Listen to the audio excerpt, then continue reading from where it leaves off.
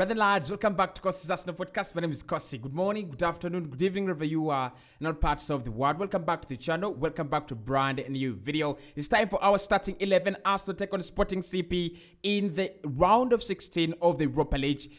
Tomorrow, it's kind of an early kickoff, 8:45 p.m. So don't wait for it at 23 hours, which will be 11 p.m. It's an early kickoff because we are in Portugal. It is exactly at 8:45 p.m. That is East African Standard Time. So we're going to be diving into the changes Mikel Arteta should make. I would like to ask you, how many changes do you think Arsenal should make in this game? Bear in mind that we play tomorrow on Thursday. We rest on Friday and Saturday. And then Sunday, we take on Fulham at the Craven Cottage. It's going to be a very, very difficult week for us to maneuver through, because after Sunday, then we play on Thursday again, and then we play on Sunday again. So a couple of games coming in, quick and fast. How many changes should Arsenal make, and how many changes should Mikel Arteta make for this game?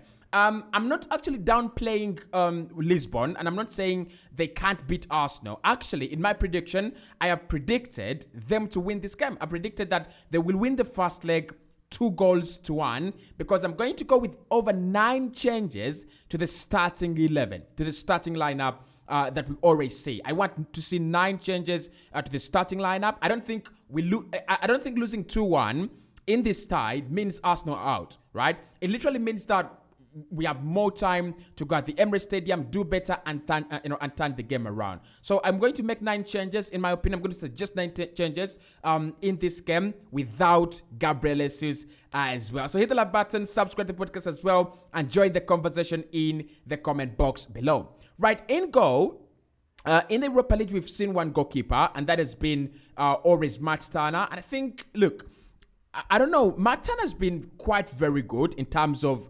goalkeeping for Arsenal. I don't think anyone has a problem with him. I would stick with him in this game. Actually, I would stick with Matt Turner for both legs in the Sporting CP game. Now, I think, Sporting a quality side. They will test Matt Turner to the best of his abilities. But I also think Matt Turner is now proving to be a quality goalkeeper. You look at his displays at the World Cup for the US. You look at his displays for the Europa League for Arsenal, and you're like, maybe there is some good goalkeeper in here. Maybe we just need to give him time. Maybe we just need to be a little bit, believing. Right? We need to believe in him. So Matt Turner in goal, he will concede too, and I've given him that. Benefit of the doubt. Let him go there, do his heroics. He can concede 1 or 2, and then Arsenal will turn the result around at the Emirates Stadium. Right? At centre back. This is where we are going to agree or disagree. I'm going to play JAKUB KIWIOR, right? Let's play JAKUB KIWIOR at left centre-back and William Saliba. And these are my reasons why I played that centre-back pairing over Rob Holding and Gabriel Magalhaes. Now, I think Mikel Arteta, come what may, will want to rotate this team in so many ways, right? And the first team player that I'm playing at centre-back is going to be William Saliba. This is the reason. I think Saliba had actually dropped off ever since coming back from the World Cup. He was not playing well. He was making so many mistakes. He was sluggish a little bit. And I think he was sloppy in position as well.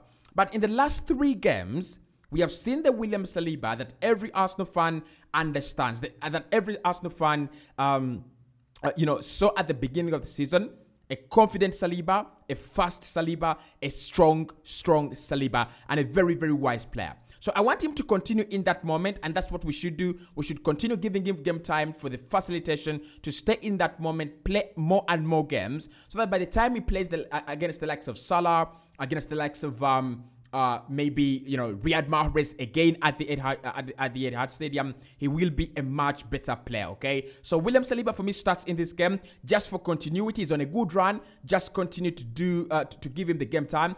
JAKUB KIWIOR has not played a game of football for Arsenal and ever since January. And every person, every fan is out there asking, what is JAKUB KIWIOR all about? What is he all about? So I think this is the game for me, for Mikel Arteta to go, this is why we signed JAKUB KIWIOR, and this is what he's all about. And of course, if you look into it, we signed him in January to broaden the squad, increase squad depth, and these are the games where KIWIOR should be playing. Now, this might have come a little bit early.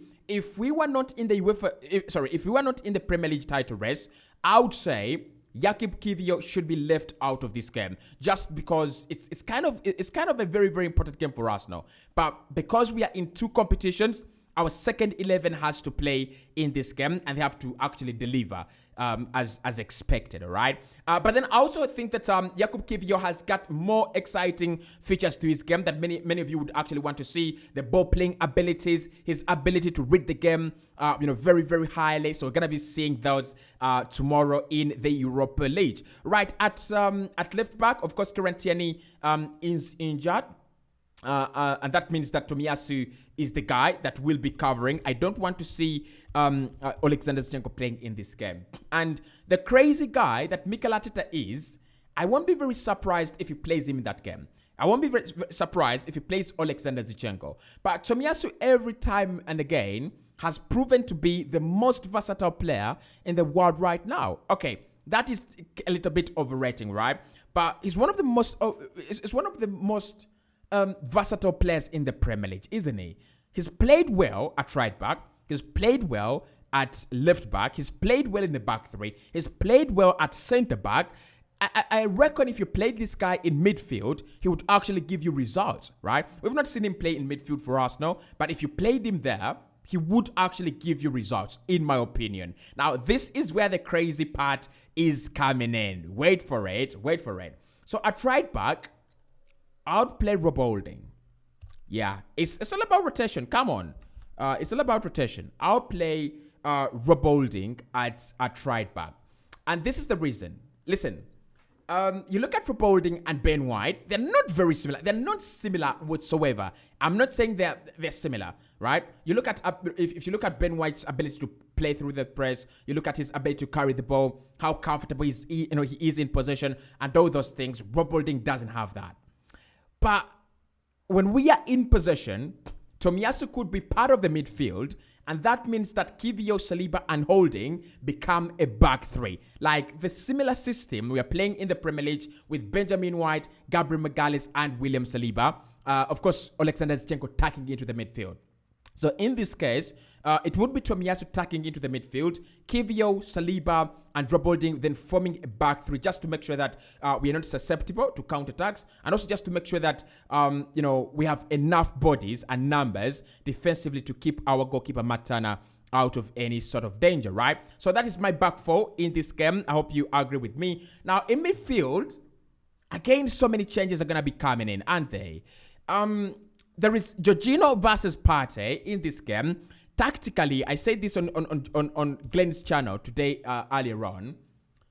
Tactically, the right player to play in this game is Thomas Partey. But I wouldn't dare play Thomas Partey in this game. No one would dare play Thomas Partey in this game. Because you know what? Partey picks up an injury right now, and we are absolutely damned, okay? So you can't risk that. So for me, Jorginho comes into the midfield, played very well against Aston Villa, played very well against Leicester, played very well in a few games that we have seen him. I think he's the kind of perfect replacement for Thomas Partey. The problem is that this game is going to need a lot of pace, because Sporting run a lot. Their midfield is really, really young and fluid. And then I think it will need some kind of physicality in there, right? Just to bully them off the ball and try to, control events. But in terms of game management, if Arsenal get a goal before Sporting, then Jorginho could be the guy just for game management, just to make sure that we keep our lead if we get it. And if we walk out of Portugal with a 1-0 lead or a 2-1 lead or a 2-0 lead, it's going to be very, very different. So Jorginho in midfield, we know what he can do in there. Alongside him is Granit Xhaka. I can't drop Partey and drop Xhaka when we are going away to Portugal. It's purely impossible, right? Xhaka did get his time to rest in the recent game we played. Fabio Vieira playing very many minutes in that Bournemouth game. I love to see it. I would love to see Fabio Vieira play more minutes and more minutes and more minutes, especially alongside Martin Odegaard in those two creative spots that we have created through the system Mikel Arteta is implementing.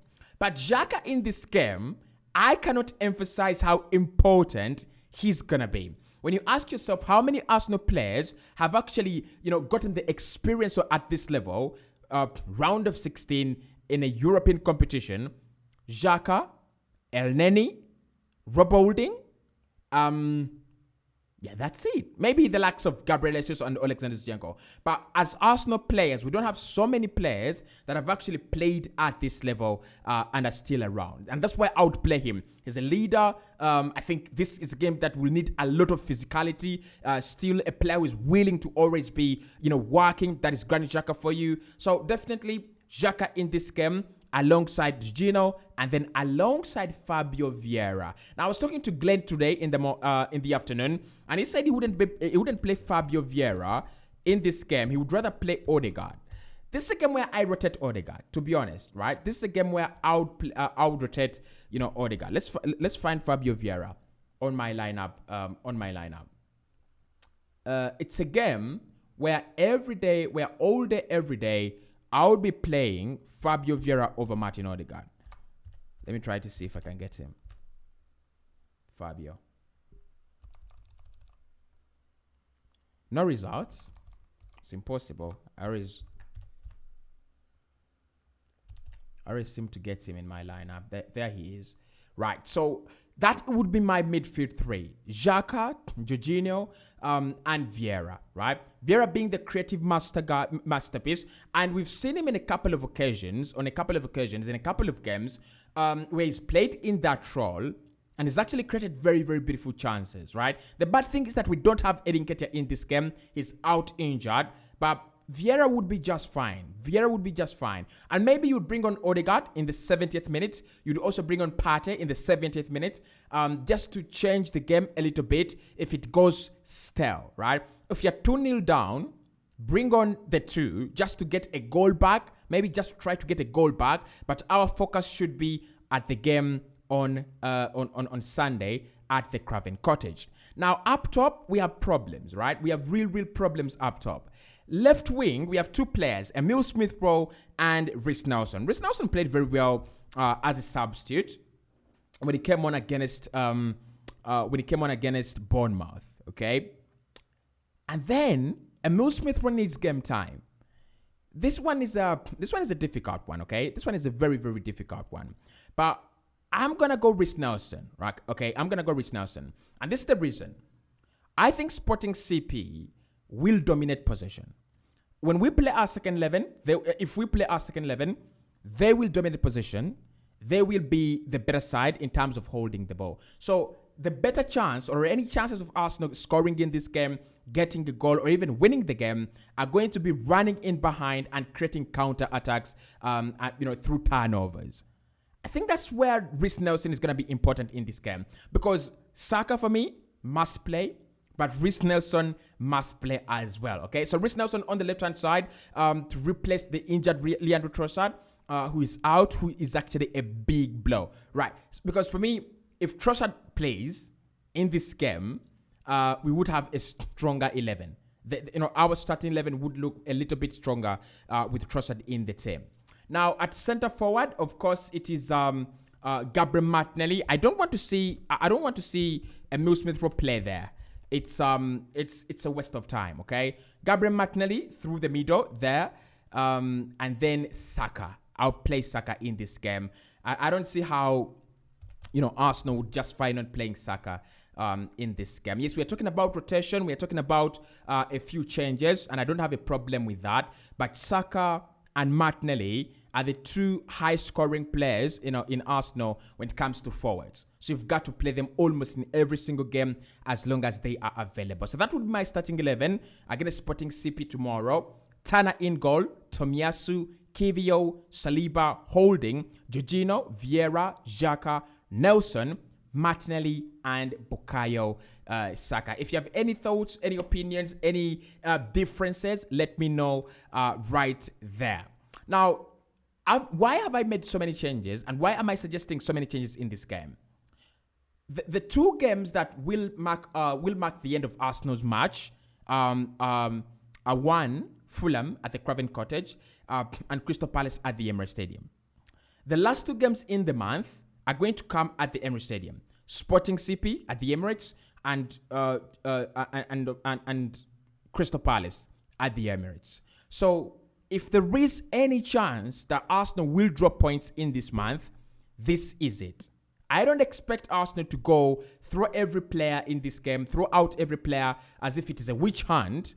We win the game like 3-0 or 4-0, and then we come very, very tired on Sunday and draw against Fulham. It's unacceptable. Like, it will be very poor planning from Mikel Arteta, and I trust him, and I know he will not do that, okay? So in this game for me, we've got to play our best second 11. And that includes having Xhaka in there, having Saka in there, having Martinelli and Saliba in there, right? And then the rest of the players are typically second 11 players. But let me know in the comment box below. I'm predicting Sporting to win the first leg 2-1. If I'm wrong, I'll never back an away team again, okay?